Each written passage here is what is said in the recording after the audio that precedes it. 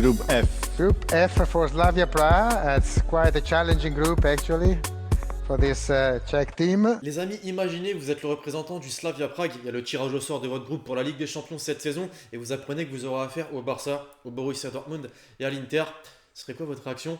J'espère que vous allez bien l'équipage. Aujourd'hui, nouvelle vidéo un petit peu particulière qu'on fait une fois chaque année tout simplement puisque c'est le début de la saison, mais c'est également le moment où on connaît tous les groupes de la Ligue des Champions. Quel est le groupe de la mort, le groupe le plus pété, le groupe de nos clubs français? En bref, ça nous intéresse fortement. Et aujourd'hui, je me suis dit on va tout simplement faire un pronostic en essayant de deviner qui va finir premier et deuxième de chaque groupe. Je pense pas que ce soit nécessaire de tout pronostiquer, ça serait un petit peu long. Alors ce serait con de faire une vidéo sur ce sujet sans vous montrer tous les groupes qui sont tombés hier. Donc pour nos clubs français, c'est pas mal, mais ça aurait pu être mieux, tout simplement puisque le Paris Saint-Germain tombe dans un groupe avec le Real Madrid, Lyon dans un groupe à sa hauteur mais avec du niveau, et le LOSC. Ah là ça va pas être facile. Chelsea, le dernier vainqueur de la Ligue Europa, l'Ajax qui certes a perdu beaucoup de joueurs mais reste l'Ajax, et Valence qui est un très bon club espagnol qui a montré quoi il était capable ces dernières années. Bref, je vais pas en dire plus, on va parler de tout ça dans cette vidéo. Juste avant l'équipage, je vous rappelle que la vidéo est sponsorisée par OneFootball, cette application sur laquelle tu aurais pu voir par exemple les groupes en temps réel. Je vous mets le lien dans la description. Très rapidement avant de commencer l'équipage, pensez à lâcher le gros pouce bleu sur la vidéo, c'est très important pour le soutien. On va se fixer l'objectif habituel des 4000 likes à 20 minutes ce soir. Merci à tous ceux qui vont contribuer. On est parti.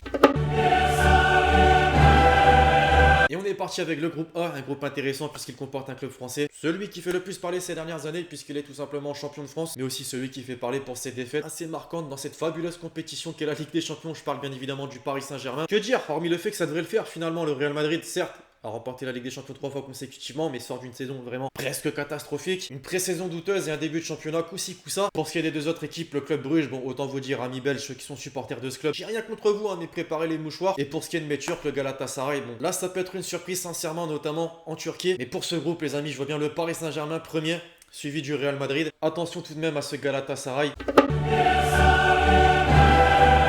Le groupe B, maintenant avec le champion d'Allemagne de la dernière saison et le finaliste de la dernière Ligue des Champions, le Bayern Munich et les Spurs de Tottenham qui devraient sans aucun doute finir deux premières places de ce groupe. On va pas se mentir, l'Olympiakos et l'Étoile Rouge Belgrade. Non, on peut oublier sincèrement. Maintenant de savoir qui va être premier ou deuxième, ça c'est vraiment une très bonne question puisqu'on a vu que Tottenham a réalisé pour une fois un bon recrutement. L'année dernière, il n'y avait eu aucun transfert, là on a quand même l'arrivée de Tanguy Ndombele. Du côté du Bayern, c'est un petit peu pareil, on a Philippe Coutinho, les deux Frenchies, Lucas Hernandez, Benjamin Pavard. Non, sincèrement, ça va être pas mal disputé entre ces deux équipes, mais je vois quand même bien Tottenham finir premier, suivi du Bayern. Le groupe C, on va pouvoir parler de trucage maintenant, non, parce que je sais pas si vous avez remarqué, mais Manchester City chaque année, bordel, c'est quoi cette chance lors des phases de groupe? Bon, c'est pas pour autant qu'ils remportent la Ligue des Champions jusque-là, hein. Mais non, les amis, sincèrement, c'est quoi ce groupe? Manchester City, Shakhtar Donetsk, Dynamo Zagreb, Atalanta. C'est pas pour dénigrer ces trois équipes, mais Man City devrait s'en sortir vraiment sans aucun problème. En revanche, il faudra se méfier quand même de l'Atalanta, qui est quand même l'équipe italienne qui a surpris la saison dernière en obtenant sa place pour la C1, justement. Petite méfiance aussi du Shakhtar, puisqu'en Ukraine, c'est vraiment pas facile de s'imposer. Hormis ces deux points, je vois vraiment pas ce qui peut poser problème aux champions de Première Ligue. Man City premier, l'Atalanta deuxième. Ça m'intéresse, le groupe D désormais les amis, avec la Juventus et l'Atlético Madrid. On aura pour la première fois un duel portugais assez intéressant entre Cristiano Ronaldo et Joao Félix. À côté de ça, même si le Bayer Leverkusen est une équipe allemande redoutable, le Lokomotiv Moscou a quelques noms qui font parler et qui ont rejoint le club dernièrement. Krikoviak qui a signé officiellement, Joao Mario et un autre nom qui a pas signé dernièrement, mais on s'en souvient forcément, Eder. Cette putain de finale de l'Euro 2016 fait chier. Non, sincèrement, on s'en doute, forcément ça va se jouer entre la Juventus et l'Atlético Madrid. Et je vois bien une masterclass de Joao Félix qui va s'imposer en Ligue des Champions avec sa nouvelle équipe, lui permettre par la même occasion d'engranger des points et de finir premier du groupe, suivi de la Juventus.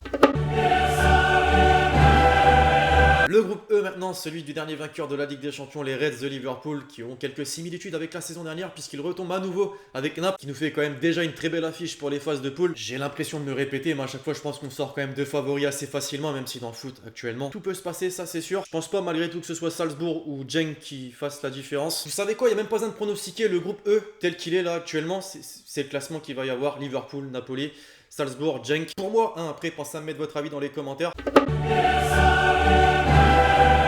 Ah, on est enfin sur le groupe le plus intéressant selon moi, hein. Après je pense que c'est le groupe de la mort carrément cette saison. Ce fameux groupe qui a provoqué la réaction du représentant du Slavia Prague, que tu comprends finalement à présent. On est quand même sur des équipes qui ont fait parler ces toutes dernières années en Ligue des Champions et des équipes qui ont quand même réalisé un recrutement assez impressionnant cet été. L'Inter par exemple avec l'arrivée de Romelu Lukaku et d'Alexis Sanchez, le Barça Antoine Griezmann, De Jong, Dortmund Torgan Hazard et le retour de Mathieu Hummels. Après voilà, c'est vraiment les grandes lignes puisqu'il y a également d'autres joueurs qui ont rejoint ces clubs. Alors pas facile à pronostiquer du moins pour la deuxième place. En premier je vois bien le Barça forcément s'en sortir sortir assez facilement. Suivi en revanche de Dortmund ou de l'Inter. L'Inter, je pense qu'on est désormais sur un club qui se reconstruit tout simplement. C'est un petit peu à l'image de l'AC Milan. C'est club qui étaient au sommet, qui remportaient des C1, qui sont tombés très très bas, mais qui sont tout simplement en train de se reconstruire vraiment fortement. Je vois bien l'Inter donc en deuxième place, au coude à coude en revanche avec le Borussia Dortmund. Voilà, je sais pas comment vous voyez ce groupe les amis, dites-moi dans les commentaires.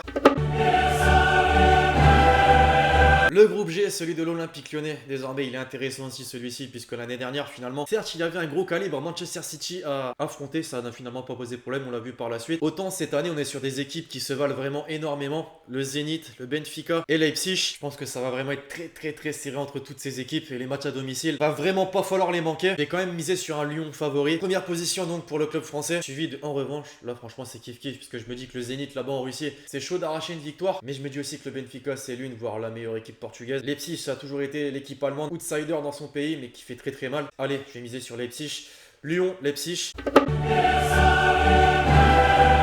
Enfin, pour conclure le groupe H avec le dernier club français, le LOSC a pris une saison presque parfaite l'année dernière en championnat du moins. C'est sur du gros calibre que le club nordiste va retrouver la C1. Non, parce que quand tu retrouves Chelsea, le dernier vainqueur de la Ligue Europa, que tu retrouves l'Ajax, le dernier demi-finaliste qui a impressionné tout le monde la saison dernière, certes qui a perdu des joueurs, mais ça reste l'Ajax. Et Valence, qui a toujours fait mal, voilà, en Coupe d'Europe. Non, sincèrement, ça va être compliqué. Maintenant, est-ce qu'en ayant vendu Nicolas Pepe et tous ces gros calibres, en ayant parié sur la jeunesse finalement, puisque c'est clairement ça, ça suffira pour créer la surprise? Je sais pas trop, je dirais quand même que non pour moi les amis. Alors pour ce groupe, je verrais bien Chelsea en première position qui va suivre malgré la perte d'Eden Hazard sur ce qui a pu être fait la saison dernière avec une victoire en Ligue Europa. Suivi de Valence, ouais je vois bien Valence devant l'Ajax et le LOSC. Bref voilà, c'était vraiment mon pronostic les amis. Alors peut-être que j'ai tort, peut-être que j'ai pas tort. Donnez-moi votre avis dans les commentaires et votre pronostic surtout. J'espère que la vidéo vous aura plu, je compte sur vous si c'est le cas pour lâcher le gros pouce bleu. Le fin mot de l'histoire dans tout ça c'est que c'est formel, c'est bel et bien la reprise et notamment de la Ligue des Champions qui va reprendre très bientôt et ça fait franchement grave plaisir. Bref l'équipage, j'espère que cette vidéo vous aura plu et puis d'ici là on se retrouve très vite sur la chaîne YouTube pour de nouvelles vidéos. C'était Lexti, ciao ciao.